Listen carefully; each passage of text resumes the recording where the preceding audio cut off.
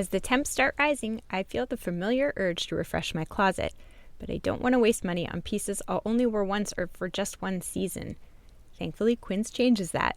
Their clothes are timeless, lightweight, and far more elevated than anything else at this price. It finally feels like my wardrobe matches my standards. The best part is that Quince only works with factories that use safe, ethical, and responsible manufacturing practices and premium fabrics and finishes, so you get to look good while feeling good. I'm pretty excited that I have upgraded my athleisure wardrobe for this summer. I bought a sweatshirt and a pair of wide-leg flow pants that are two of the softest items I own, and I plan to live in them. So join me in giving your summer closet an upgrade with Quince. Go to quince.com/POTC for free shipping on your order and 365-day returns. That's QUINCE.com/POTC to get free shipping and 365-day returns. Quince.com/POTC. Really what motivational interviewing is it's a style of having a conversation with someone in a way that draws out their internal motivation. Intrinsic motivation is often what we say in our field, to really help them move in the direction of what's important to them. And so it's really about empowering the person and to help them connect with what we believe are already on board. That was Michelle Drapkin on Psychologists Off the Clock.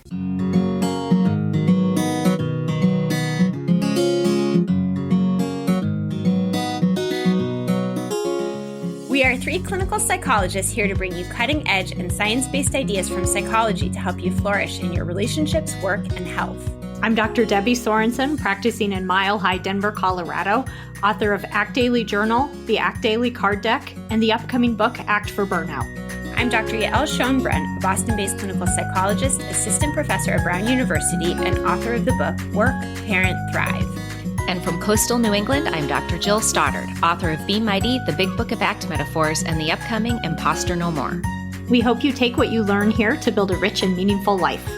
Thank you for listening to Psychologists Off the Clock.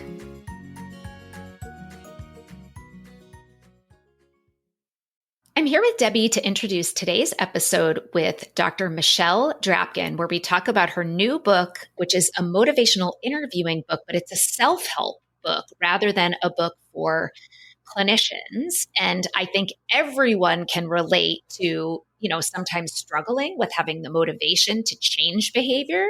And so, Debbie, what did you take away from the episode? Well, one thing is that Michelle is so lovely and fun. I want to be friends with her, and I know you are friends with her, so I'm hoping you can make that happen. I totally will. She'll love it. Relatable and funny and super nice. So, yeah, I loved listening to that. And who doesn't have some behaviors that they kind of want to change, but then they struggle to, and then you feel sort of bad about it, and you just feel like, I really want to do this, but I'm struggling to make it happen in reality. And so it was a nice episode to listen to in terms of some inspiration and some thinking around this. And I know in my own life, I'll just share that one of the things that happened for me around some health behavior. So I was writing my burnout book, and, I'm a mom of 2 kids with a job as a clinical psychologist and the podcast. And so I ended up writing the book. A lot of times I would just squeeze in writing time when I could, first thing in the morning, or if I had enough energy later in the day, or if I had a break, or on weekends.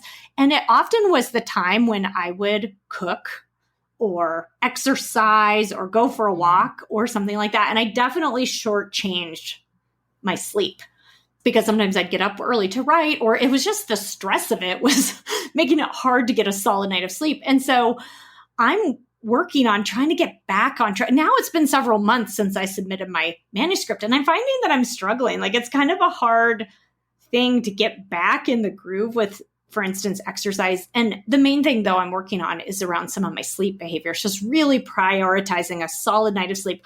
I have learned some sleep hygiene things that really do help me sleep, and it's implementing those. I'm doing better on the sleep front, but I think I'm still finding myself like not quite exercising as much as I want to feel good. I feel better when I'm exercising regularly. So what was it about the episode? Were there elements of it that you're going to try or that you think is going to help you be more motivated to make those changes?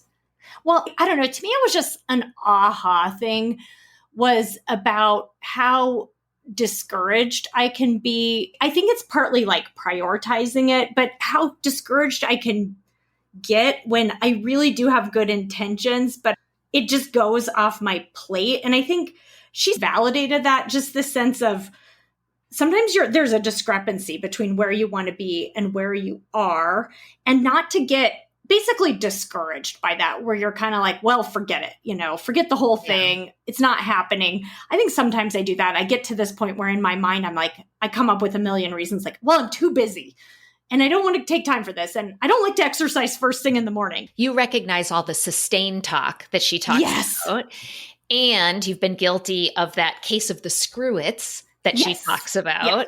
And so that like maybe using some of these skills like the darn cat, to get ready to make some of the changes and, to recognize your desire to do this and your ability to do it. And so she talks about all of those different skills to get people starting to move in the right direction. And even the self-compassion piece, that we're so hard on ourselves when we don't do things 100% perfectly in a linear fashion. And that's just not the way change happens. Well, this compassion piece that you mentioned earlier, it's so important because I think with a lot of these kinds of behaviors, we tend to moralize about them and then get into a shame spiral. Like, oh, I'm a terrible person because I didn't take care of my hygiene, or I didn't do this particular behavior, or I didn't even like tidy up around the house or something like that. And I think it's just really important to try to not get too deep down that shame spiral, not to be too hard on yourself. Like, you can be a good person and not do some of these things on a daily basis. And I think that to look at it more compassionately, as you say in the episode, it actually frees you up. You're more likely to make the change if you look at it instead as a care behavior, instead of looking at it as a like berating yourself for not doing it. Right. Yeah. Right. And, shoulding all over yourself and shame never motivated anyone to change their behavior. Yeah. And that's where some of those values come in that she talks about. Instead of the shoulds, really getting in touch with your values and what you want your target behaviors to be. And so as you listen to the episode, I think she'll help you come to that place of being more compassionate toward yourself and less moralizing. And that will free you up. And if you listen through the whole episode, Michelle and I do a little role play where she interacts with me in a way that is more likely to elicit that sustained talk that you're talking about, all the reasons that you can't do something, and then kind of flips the script so that we talk a little bit more about the change talk. And we talk about flossing. And this won't make sense now because this is the intro, but if you listen through to the end, you're going to want to know if Michelle or I won the bet about whether I started flossing, and I will say that Michelle won the bet. So that will pique your curiosity. So listen through to the end and you'll know what I'm talking about. And I hope that this episode motivates you to change some behaviors that maybe you've been thinking about changing. Hey everybody, it's Jill here, and I'm thrilled to introduce my guest today, who is not only an incredible psychologist who works in a number of different areas, but she is also a friend. We've been friends for Michelle, since 2005. So however long that's been, when we were just itty bitty baby interns together. So it's always fun to interview someone like that when they have had their career blow up over time. So I'll tell you a little bit about Michelle. Dr. Michelle Drapkin has been working in the area of behavior change for over 20 years. She's the owner and director of the CBT Center and previously held roles as a senior behavioral scientist at BetterUp, where she worked to advance the science and practice of evidence-based coaching in the workplace, and at Johnson & Johnson, where she led the development and deployment of behavior change interventions, including an intervention for well-being and mindfulness. She held a national position at the Department of Veterans Affairs and was on faculty at the University of Pennsylvania. She's a board-certified clinical psychologist who sees patients in her private practice, consults with healthcare tech startups, and delivers trainings and workshops on communication, motivation, health, and well-being at work and in life. She is the author of The Motivational Interviewing Path to Personal Change, the essential workbook for creating the life you want, which is what we're going to be talking about today. So welcome, Michelle. I'm so excited to talk to you on Psychologists Off the Clock. I'm so excited to be here. This is literally one of my favorite podcasts. So it's such a privilege and honor. And I've been listening to the podcast before you were a part of it, Jill. So I've been a big fan forever. I'm like one of the OG fans. Yeah, as was I before I was a part of it. So thank you for saying that. That's awesome. It's always fun to have a fan as a guest for sure. Well, I was so excited when you wrote this book because as far as I can tell, and correct me if you know this to be wrong, but I'm pretty sure this is the first book about motivational interviewing that's been written for the public versus written for therapists to do motivational interviewing with the public. Is that your understanding too? There are a couple others out there, but this is the first one to kind of be in the mainstream. And it's definitely a little bit of a different approach where it takes you on a journey and really incorporates other evidence-based practices. Like you probably saw some cognitive behavioral therapy, some acceptance and commitment therapy, which we all love. Even a little touch of dialectical behavior therapy is in there. So it's definitely a little bit of a different approach. And I'm hoping that it definitely gets in the hands of people to help out because you're right. There are like hordes of books for us clinicians to learn about how to deliver motivational interviewing, but this is really one of the first self-help versions of it. Right. And it's fantastic. I was reading it to support you, of course, because we read our friends and colleagues' books, and of course, to write you a blurb, and then, of course, to prepare for the podcast. And, I was going through it, trying to think about like, what are some things in my own life that I want to change? And I could really feel a shift in myself, even though this is information that I already know about. So I do think it will genuinely help people move forward. So before we say any more, I think where we need to really start is to just define like, what is motivational interviewing? I mean, interviewing sounds like kind of a weird, it's sort of a misnomer in a way, right? And Michelle's rolling her eyes right now. So I'm assuming you don't really like this title of motivational interviewing, but talk to us a little bit about what that is. I agree 100%. I think it's a misnomer. We could spend the whole podcast talking about what people wind up thinking it is, but this is why the first chapter is titled Motivational What? Because it's really like, what is it? And so even Bill Miller, one of the founding fathers of motivational interviewing, will say like he really wishes he had titled it something different. Even motivational conversations would have been better because my colleagues and I often get requests from corporate organizations being like, oh, how do we interview potential employees more effectively? And that is not what this is. It's not about interviewing for jobs. And it's also not like motivational speaking. So it is not the Tony Robbins of psychotherapy. It is not a rah-rah, like, hey, let's do this. It's actually really beautiful, which is why it's frustrating that it has a title that is so jarring to people or just comes with so many biases. But really what motivational interviewing is it's a style of having a conversation with someone in a way that draws out their internal motivation. Intrinsic motivation is often what we say in our field to really help them move in the direction of what's important to them. And so it's really about empowering the person and to help them connect with we believe already on board. That's why it's not like, hey, let's motivate you to do this. It's like, no, we think it's there. We just need to help you draw that out more effectively. And it's really just a style of having a conversation. And that's why I think it's so cool is because you can overlay it into anything else that we do. And so you probably, even before reading this book or learning about more MI, probably already did tons of it in your work. And it's just a little bit of a nuance to help engage folks who are a little bit stuck in different ways. I remember telling my supervisor, and I think it was my first practicum, you're in supervision and you're talking about what you did with a client. And I said, well, I had the client kind of fill out these boxes where we talked about kind of the pros and cons of change versus the pros and cons of staying the same. And she's like, oh, so you were doing motivational interviewing. And I was such a newbie therapist. I was like, what? What's motivational interviewing? Like I didn't even know what she was talking about.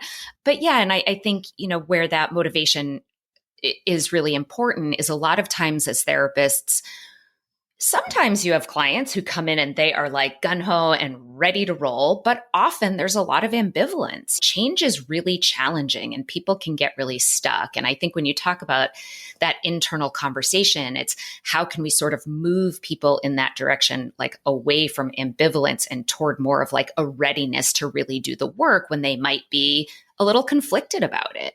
100%. So let's define ambivalence because I think that's a really big Good word. idea. So ambivalence just means feeling two ways about something. And I usually will give examples, very simple examples. In fact, it's in the book, and my daughter knows it's in the book. But I often talk about being ambivalent about being a parent. I feel two ways about it. And you're a parent too, and I don't know if you would identify, but being a parent can kind of suck sometimes. Like, it's really tough. We're just managing so many different obligations and just really trying to navigate it all. It just makes our lives more complicated. And at the same time, there's like nothing more amazing than it, right? Like, we just love our kids, and just seeing like a tiny version of yourself, there's so much joy. That's ambivalence. You feel two ways. And I think part of what we do a lot of in motivational interviewing is help people become more aware of that ambivalence. So awareness is a huge piece of what we work on, both the clinician helping to notice and be aware and to draw it out from someone. And then we try and move them in the direction of their values and goals, which is also, super aligned with the work we do in acceptance and commitment therapy too. Yeah, absolutely. So in terms of that ambivalence, who would you say this book is most appropriate for? Do you think it might be helpful to talk about, maybe in brief, like the stages of change and sort of whether it matters where people are when they pick up this book?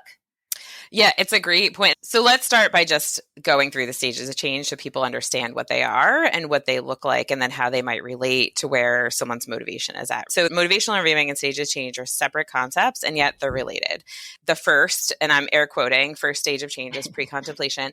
That's where you're not even thinking about it. You're not even aware. It's not even on your radar. Other people might notice it, but you're not even aware of it. Then contemplation is when you're starting to like crack and see that like maybe this is something I should start to change, but you're not quite there yet. And preparation is when you're starting to get ready. You're preparing to do it.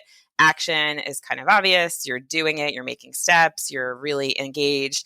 And then recurrence is when you've kind of slipped back. And then ultimately what we're really looking for is the maintenance phase, where you're kind of continually engaged. So that's the full continuum of the stages of change. But even as I say that and I was describing it, it felt kind of linear. Mm-hmm. It's like, oh, I don't know. And then I know. And now I'm preparing and I'm doing. That's actually not how change happens. It's sometimes you go from not knowing about it to like the next day you're doing it. And then sometimes you slip back. It's all over the place. And so it's really just about awareness of where you are and what you need, and how do you move forward towards the goals and values of your life. This is about creating the life you want. It reminds me a little bit of the stages of grief. And I think as humans, it's like we so badly want things to be neat and clean and linear because it's so much easier to make sense of things that way.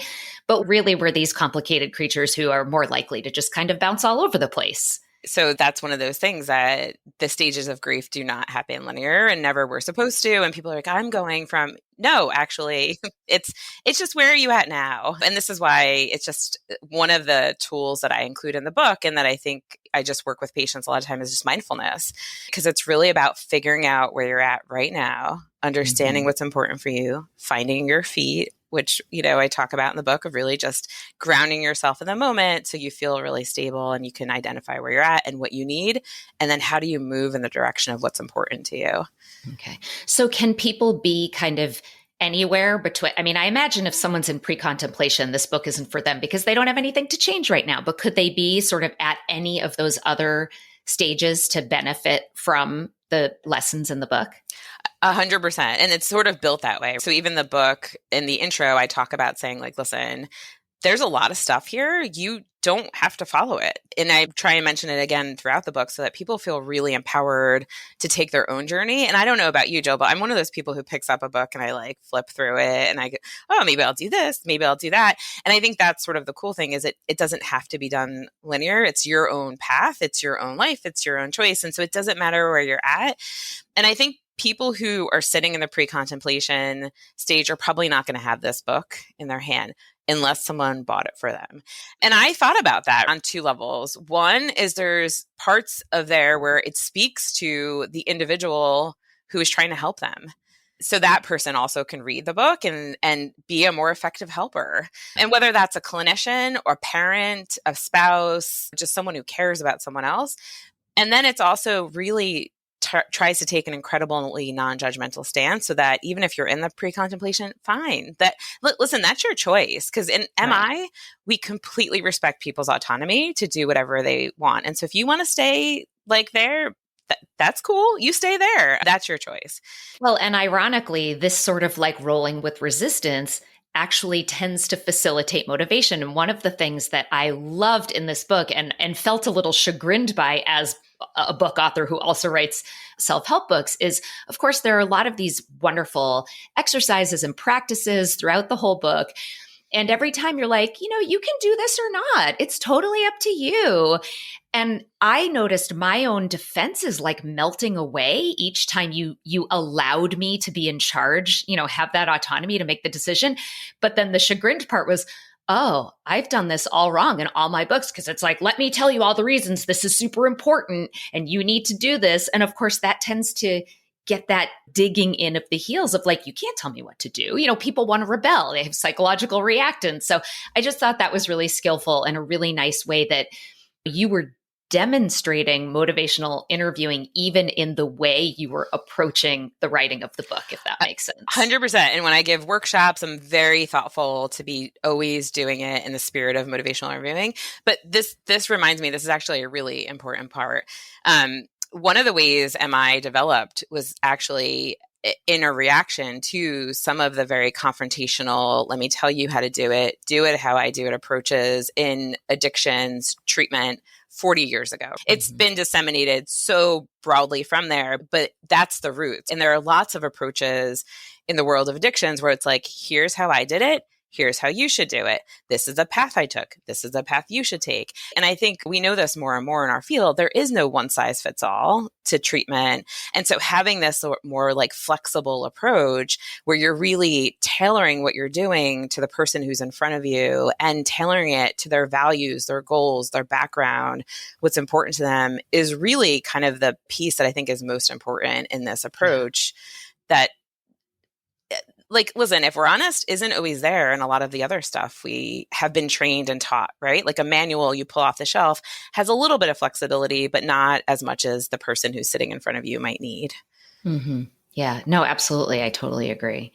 Well, let's get into some nitty gritty. So I want to talk a little bit about identifying targets for change and goals. And so let's talk about what's the best way to identify a target for change. Like, is it okay to just say, I want to be more healthy? Or is there a more skillful way to identify a target for change? So I really like the approach of really starting with the grounding in your values of what is important to you, so that even if you show up to treatment saying, I want to be healthier, it has like legs. It's rooted in something that's really important to you, so that when we get off on the behavior change journey, it's going to have like some solid foundation. So it's a good place to start. It's a good place to start. Okay. And then what you start to look for is the gaps between where your values are and where you're living. And this is sort of that, sometimes in the psychological world, we talk about sort of that angst, right? It's like, ooh, something doesn't feel quite right. Like it's really important for me to be healthy, but I'm having a hard time fitting into my clothes and I'm feeling kind of sluggish. And there's an inconsistency between what's important to me and how I'm living my life. And that's one of the things we do. And I talk about this in the book of the tasks of motivational interviewing. First of all, on our engagement, right? Which is like, you've got to be engaged in the process with whoever is helping you. And, I spent a lot of time in the book trying to engage the reader of this is really important. So let's do this. But then it's really about focusing. So what you're hitting on with the target is what we call focusing. Like, what are we going to focus on? And we do that, by the way, both every time we meet with someone, but also throughout the process. You're always thinking about the overall focus there. And that's where you're kind of leaning in on, well, what do we really want the goals of this engagement to be? Like, what's important to you? And what does being healthy mean? And so now we'll start to, at the base of it, motivational interviewing is very much a style of conversation, but it's behavioral. Like we want to know what target we're working on. Right. So if you tell me you want to be healthy, I'm like, well, what does that mean? Like, is it important that we are able to say whether you are achieving that or not? Like whether you're meeting that target or not, that it be observable, or maybe this is a good time too. We all know about SMART goals. So SMART is an acronym that stands for specific, measurable, achievable, relevant, and timely. So we might think like, oh, if I want to be more healthy is too vague. Maybe what we really want is SMART goals. But you say you're actually not a big fan of SMART goals. So tell us like what you like and Yeah. what you don't and how we should be setting these goals or targets instead.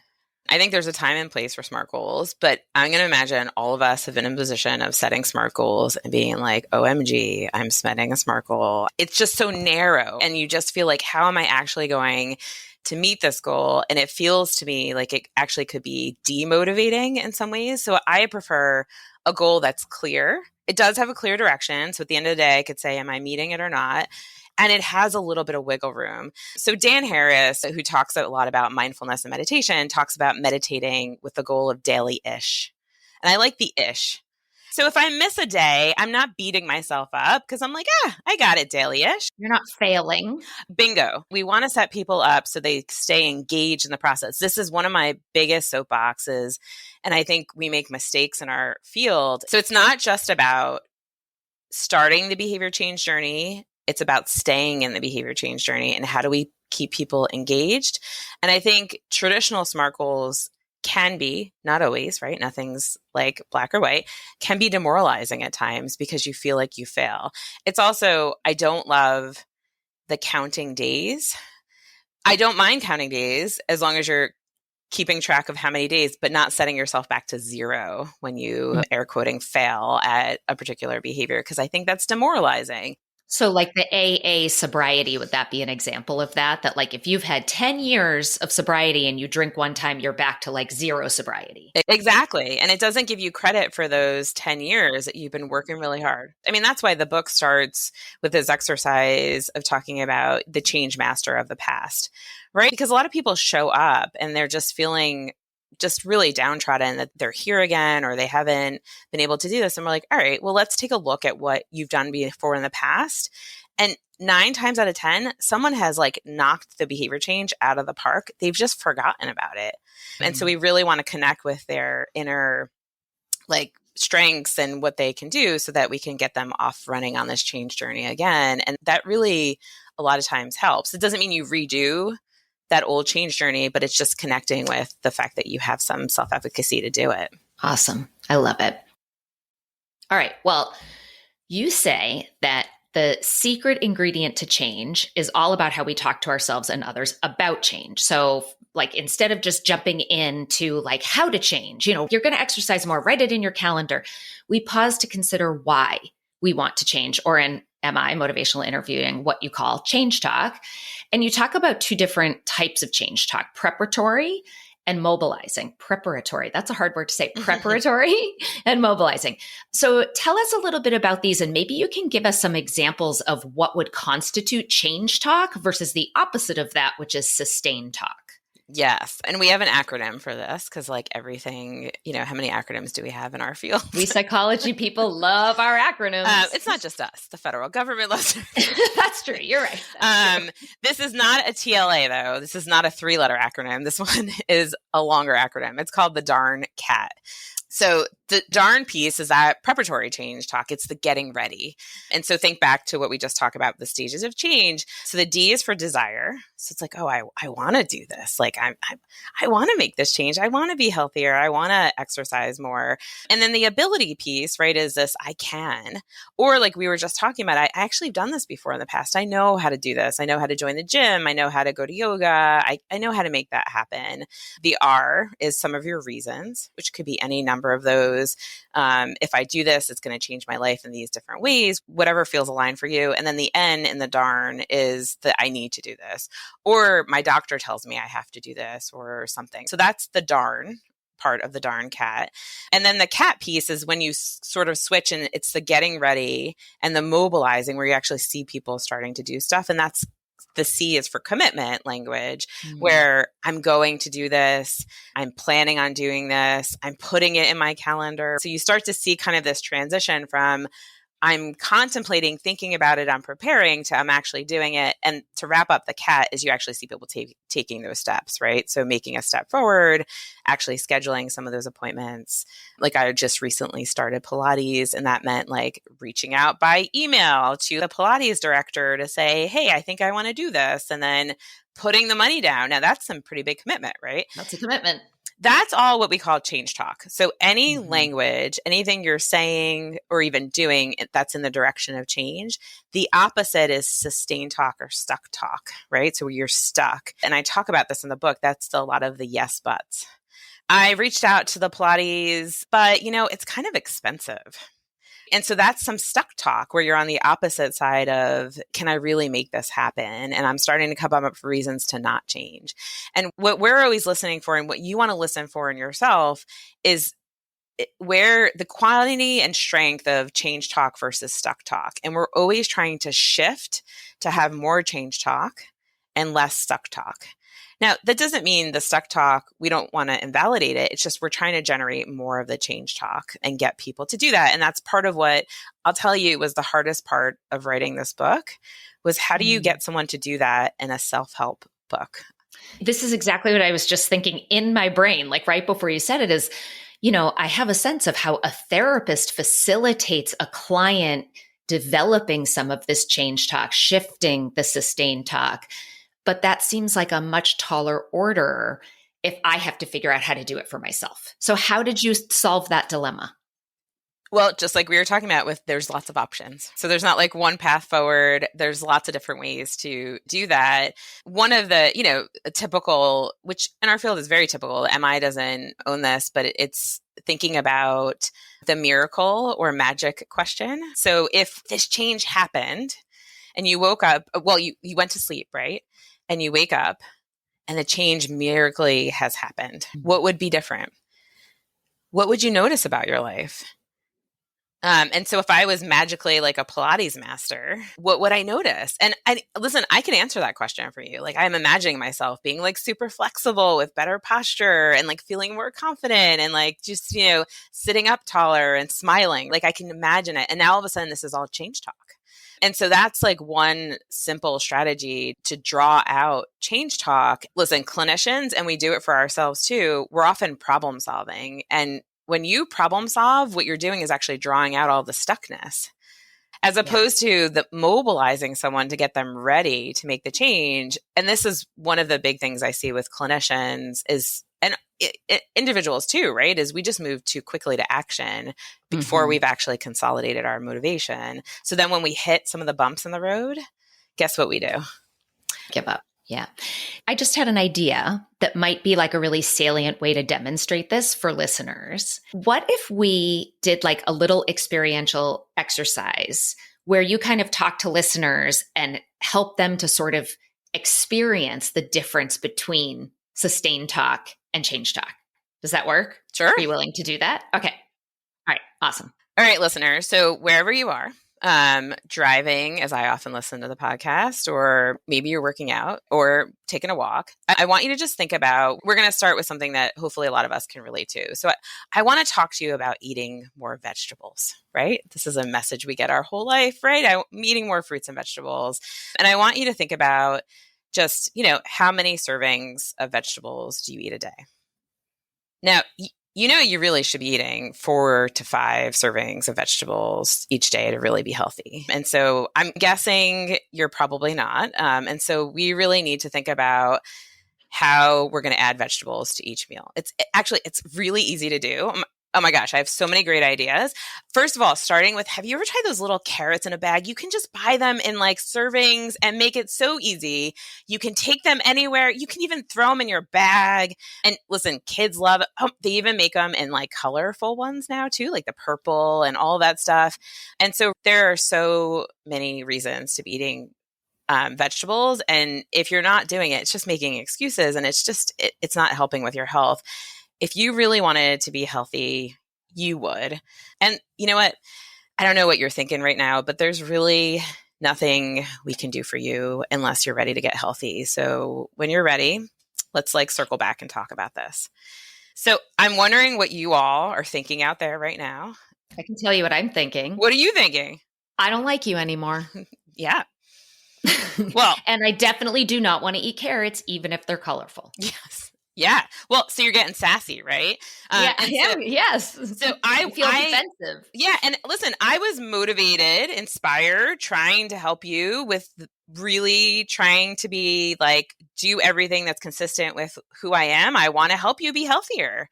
And I'm doing it in a way that actually pushes you against me and draws out those yes buts. Yeah, but.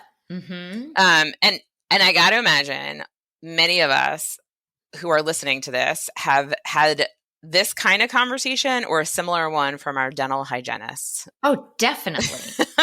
I worked on a really big project when I was at Johnson & Johnson that was funded and supported by Listerine, where we trained dental hygienists and dentists to have more effective conversation around rinsing and flossing. Oh, that's awesome. Yes. No, I think about this literally every time I go to the dentist. And I just went a couple weeks ago and I was like, oh, here she is again telling me how bad I am because I'm not flossing and that I should floss. And guess how much that makes me want to floss? Not very much. Well, and guess how much it makes you want to go back to the dentist. Yeah, true. Which a lot of times when I'm talking about motivational interviewing, I say, listen, the most important part of this is the relationship and the engagement. And if we can keep people engaged in the process, that is like 75 to 90% of the battle. And so who cares if you're not flossing, but if you're going back to the dentist every 6 months, they're not going to change your behavior, but they can. And that's part of what we taught them to do, is to ask about values and to connect with it. And why would you even want to do this, as opposed to you have to. Okay, so now let's do the vegetables example. You can either sort of ask listeners and they can just ponder it, or I can answer you if you think that would be like a better demonstration. Yeah, let's repair our relationship, okay. Jill. Okay. Okay, so first of all, I just want to be transparent. I'm going to ask permission, right? Before I launch into, hey, let's talk about this, I'm going to ask, would it be all right if we talked a little bit about eating more vegetables? Would that be okay, Jill? Are you? Sure. Okay. Yeah, I'm open to that. So first of all, on average, how many servings would you say that you eat? How much is a serving? Like a cup? Sure. Yeah, about a cup. Oh God, probably 1 or 2, maybe. All right. Listen, I don't know if you know this, but the recommended number of servings for optimal health benefits is 4 to 5. So I do. Yeah. What do you make about that? Like, how does that fit into some of your values and goals? Well, I mean, it's definitely really important to me to be as healthy as I can. I think, as our listeners know, I turned 50 this year. And so it's become even more important to me. I notice, like, if I take a break from exercise, my body hurts more. And so I've just become really aware that, like, as I'm aging, I don't want to be an old lady. I want to be a healthy old lady. Yeah. So you've thought about this already. Mm-hmm. And even, seeing your face, because I could see Jill on the video, is there's this little bit of a pang of, I want to be eating more servings. I know this is important to me, and I'm definitely not hitting that piece of it. So Let me ask you one other question. What do you think are some of the good things about eating vegetables, or where's your head at with that? I mean, I love eating salads. And so that's always like a very enjoyable eating experience for me.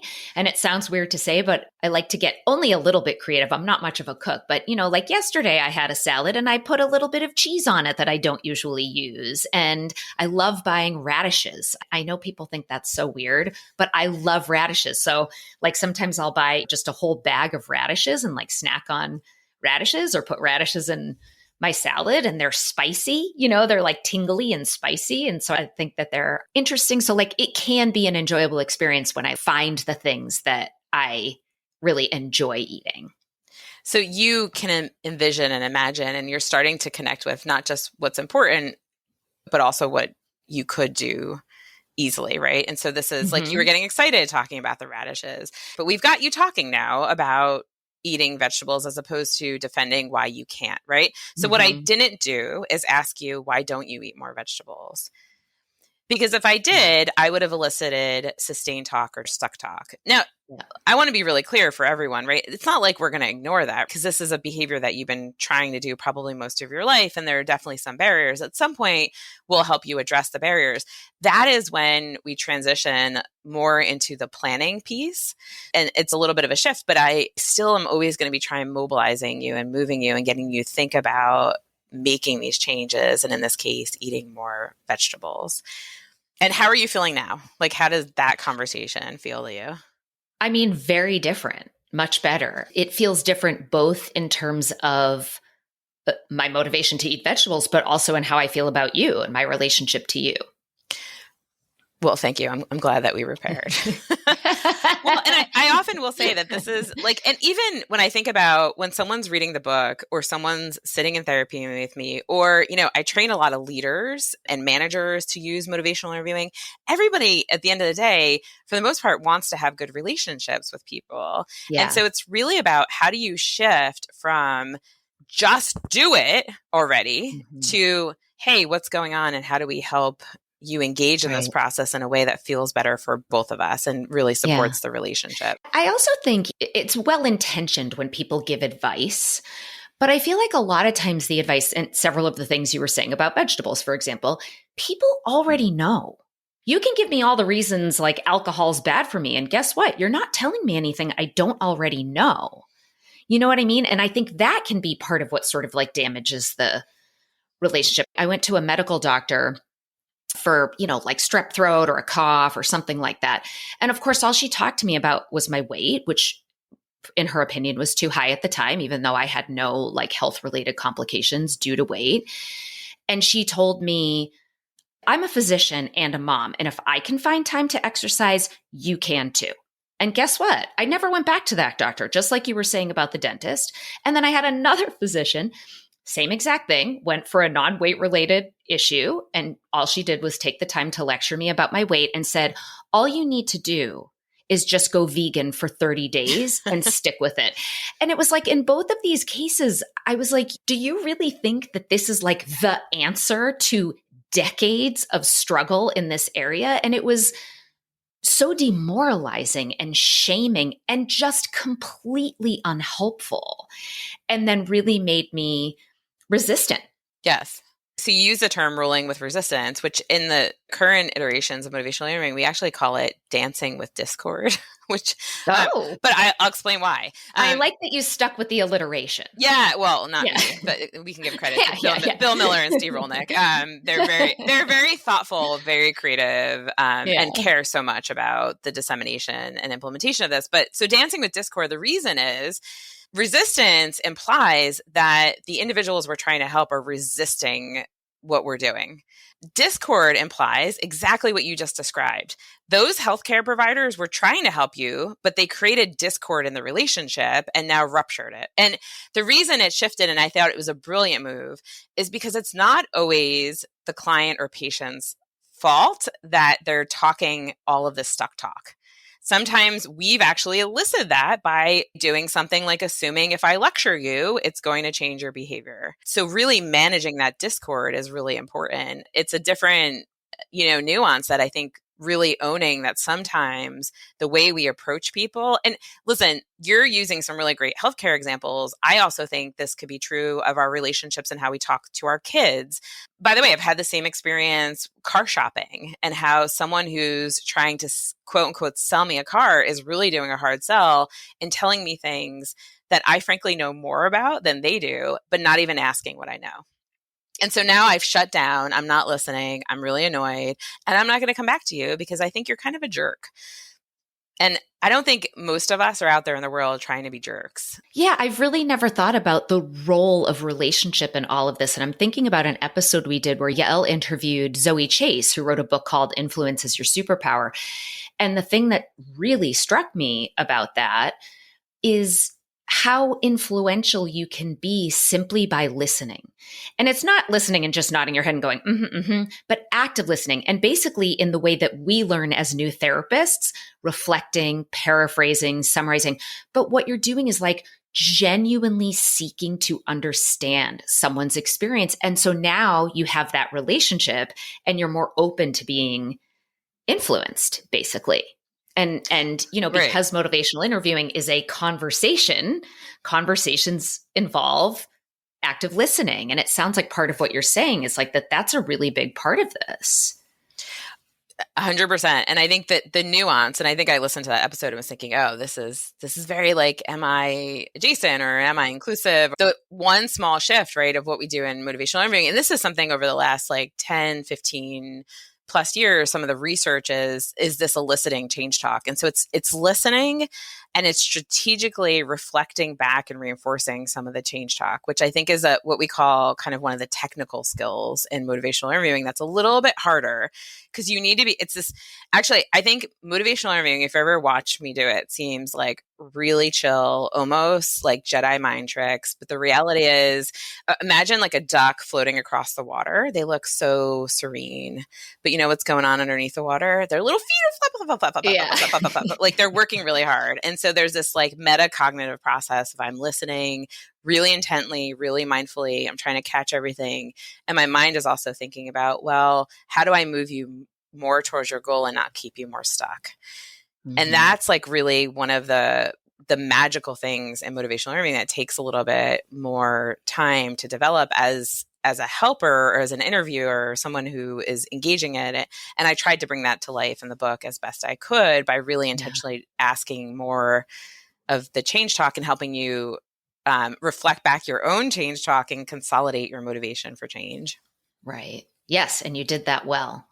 Okay. So once folks are like feeling less ambivalent, they've been actively engaging in their change talk, what additional tips do you have for like the actual behavior change part?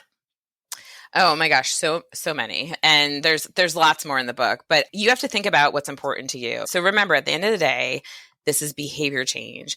And so you want to think about what's reinforcing to you. And so if you're doing a behavior, like I have one patient I was talking with this week who, you know, has some history of depression and goes to the gym, but is like, I know that's good for me and I kind of hate it. And I was like, listen, if it's working to get you behaviorally activated, which for depression is important, great.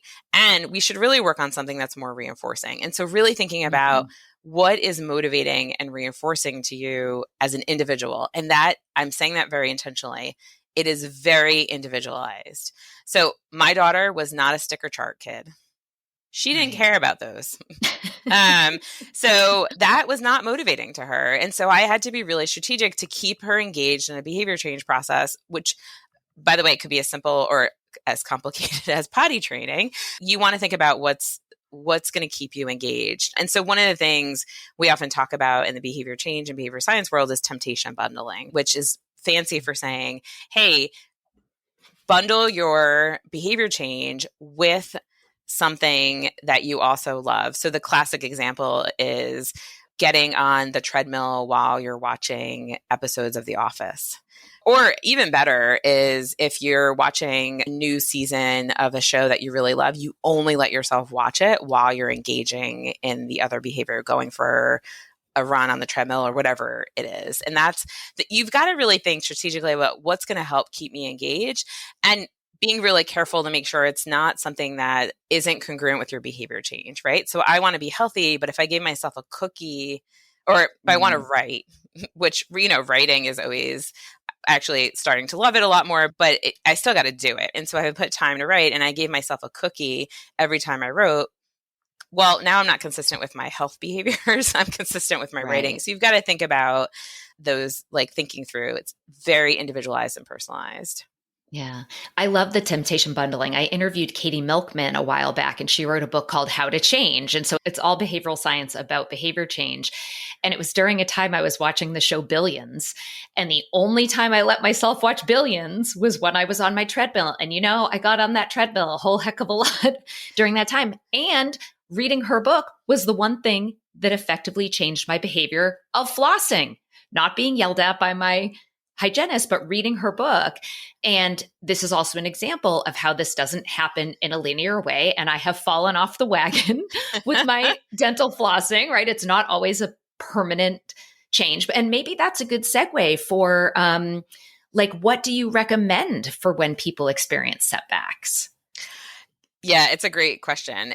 Some of it is the awareness. Actually, you just talking about it right now, I would probably bet $20 and you could let me know that you're going to floss more. Well, now I don't want to floss because I want to win the $20. I'm like more motivated by the money. So that okay. I should have texted your husband and said that. Let me know. But some of it is just talking about it, right? So I talk a lot about in the book of thinking about the different buckets that drive behavior change. And one of them is social, right? And so really engaging, if that's your jam, it doesn't work for everyone, but a lot of us have this social. So whether it's engaging, talking to someone about it, talking out loud to yourself, talking to your partner. And then it's, I would say, checking in, right? So Adam Grant talks about checking in on our careers. I can't remember if he recommends to do it quarterly or once a year even, but just having like setting an appointment on your calendar to like check in. How are you doing? And I think we could do the same With yourself, thing you mean? with yourself. Yes. Yeah. Okay. It's yeah, like, yeah. like you and I essentially work for ourselves. So I guess, yes, we would check in with ourselves, but in general, people can set to check in with themselves and how am I doing? Because otherwise what happens is it's outside of our awareness. And this happens to me, I want to say every 2 to 3 years. I figure out that it takes about 15 or 20 pounds that I've gained. And then I'm like, woo, I gained some weight. But if I'm actually, how'd that happen? Exactly. Yeah. So do you know the real strategy is to get on the scale every day. And every day, and it's not that you're paying attention to the number every day, but that allows you to see shifts in what's happening. Okay. That's not for everyone. But if you check in with yourself, like even if it's quarterly, even if twice a year, you literally set it on your calendar, how am I doing? Let me make sure I'm really checking in and doing stuff that's aligned with my goals. If not, let me pivot and shift and be more intentional and strategic. And I think that mindlessness, that outside of the awareness is what gets a lot of us in trouble. And we start to slip back of, oh, I'm actually not flossing. And somehow that one day became 2 days. And then all of a sudden you're having what we call the screw it, right? We use a more colorful term in the book, but to keep this, We'll keep it G-rated. We'll keep it G-rated. I am in Jersey, so it's hard for me to keep it G-rated. But the screw it's are where you have like a few setbacks and then you're just like, screw it. Like I had that donut in the morning. I ran into Dunkin' Donuts, or there was Dunkin' Donuts in the kitchen. I had it. Screw it. Let's just go and have McDonald's for lunch. And today will be an off day. Whereas really trying to help yourself catch those a little bit sooner, both on the micro level of like every day, but then really doing a good job checking in a few times, like even if it's once a month, whatever works for you, you've got to figure it out. Yeah. But being honest with that is really important. Yeah, I love that. It makes me think of two things. So when I wrap up with my therapy clients, one of the things we talk about in terms of them maintaining their progress is I suggest that they set the same time aside. So if we always meet Tuesday at 10 a.m., that at least for the short term, and you can tell me what you think about this from like a motivational standpoint, but that they consider every Tuesday at 10 a.m. to use that as a check-in time, right? So like, how was I doing this week? Was I doing, a good job keeping up with my therapy skills? Was I starting to have a setback? If so, what was I doing differently? And what do I need to do differently this upcoming week to try to make sure I'm either staying on track or progressing further or preventing more of a setback? And at least, at the time they report to me that they really like that idea. I don't have any data to show whether they do it or for how long they do it. But we also use that opportunity to talk about, and this was a question I wanted to ask you too, is at what point, like if you continue to do check-ins, kind of like your example of the 15 to 20 pounds, if you're doing consistent check-ins, you're going to sort of know like, oh, okay, here's the change I need to make on my own versus getting to the point where you've had like it's a setback versus a full relapse, right? A lapse versus a full relapse, where now you have to come back to therapy and spend the time and spend the money and do the work. That like if they can kind of catch these lapses along the way, because it's not if, it's when. They always happen. Absolutely. There are things that cause this to happen that can kind of catch them along the way, essentially. Well, I love all of that. I think when we're doing therapy, that's part of what we're teaching people, right? Is we're their partner. And this is something at MI is really important. We collaborate with them. We're on the same level and we're never like a one-up, but we're always trying to help them internalize and learn the skills so that they don't need to be in therapy forever. And I do something similar. I titrate down. So it goes from weekly to biweekly, once a month, once a quarter.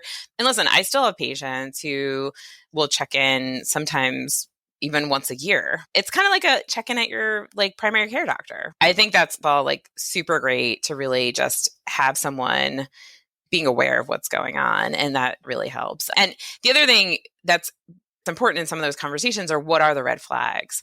Like, how would you know that you're starting to slip? Which sometimes it's adjacent stuff. Like I work a lot with individuals who have alcohol or other substance use disorders. It's not just showing up at the bar. It also might be driving by the bar or finding yourself reaching out to people who you used to spend a lot of time drinking with. And just now all of a sudden it's kind of like this like slippery behavior, or maybe it's some thoughts, right? We talk a lot about the thoughts that might also lead you down those paths. So maybe you're starting to romance about the things that you are missing that you've changed. Because that's the other thing that you and I haven't talked about yet today is behavior change. There's a lot of ambivalence because it often means giving up stuff. Something we like. Yeah. Like people like to drink. They like to sit on the sofa and binge watch Netflix instead of exercising. They like to eat cake instead of vegetables. I always say all of our behavior, like it works or we wouldn't do it. Like we all get something out of the behaviors. We all know procrastination is unhelpful. And yet we all do it because you get relief in that moment you put off a task. And that's true of all of our behaviors. So it is hard to change those behaviors when you're having to give up the thing that it gets you. Yes. Well, and that's why shifting to, the why, right? Which is back to where you and I started this conversation of where we start behavior changes. What's your why? Why do you want to do this? Totally.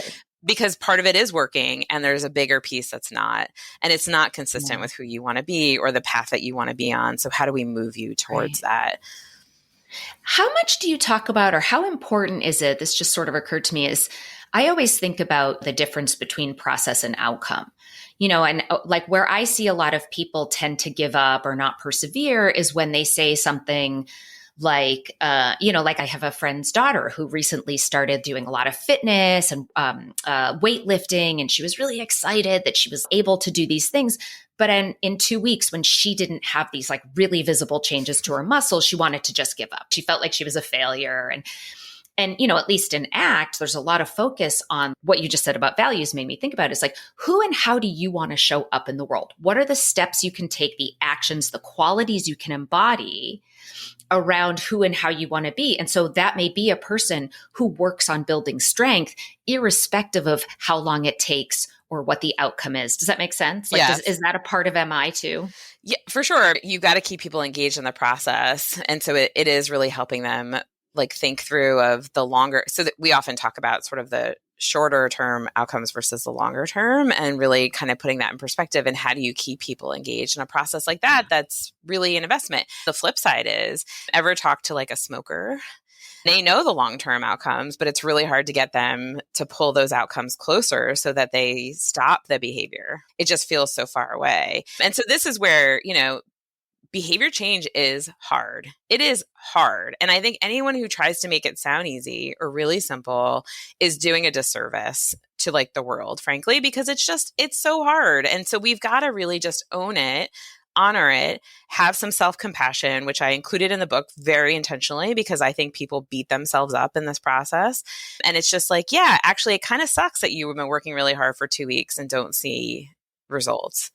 And that's unfortunately part of that process. Self-compassion was the other thing that I was thinking about when you were talking about getting a case of the screw-its is, there's even research out there that shows people who practice self-compassion when they experience, the official word is the abstinence violation effect, but when they get a case of the screw-its, that people who practice self-compassion are much more likely to get back on the wagon sooner rather than later. Instead of like, screw it, I'm going to smoke 3,000 cartons of cigarettes and start on New Year's Day, even though that's 3 months from now, that people who practice self-compassion are more likely to say, okay, like I slipped. That's a normal part of the process. And I'm going to get back on track right now.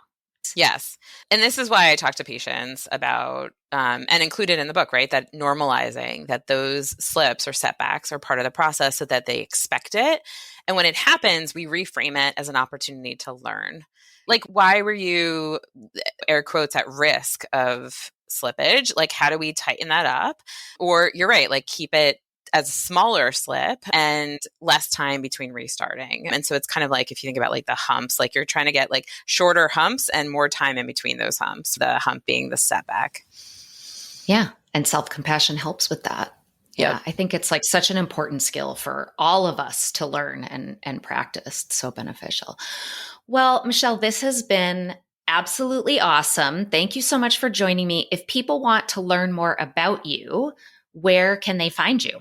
So I spend a lot of time on LinkedIn. I'm a top voice there, and so I'm often posting. It's just Michelle Drapkin. You could also find our website, which is, you just go to drdrapkin.com. It's pretty easy, or find our center, which is the CBT Center, which is based in New Jersey. So I'm super happy to hear from anyone, answer any questions, and really thank you for having me. This was really fun for me, and I'm really grateful to be here. Well, good luck. I hope the book does smashing. The book is out September 1st, and we will link to all of the things in the show notes. And thanks, Michelle. Thank you.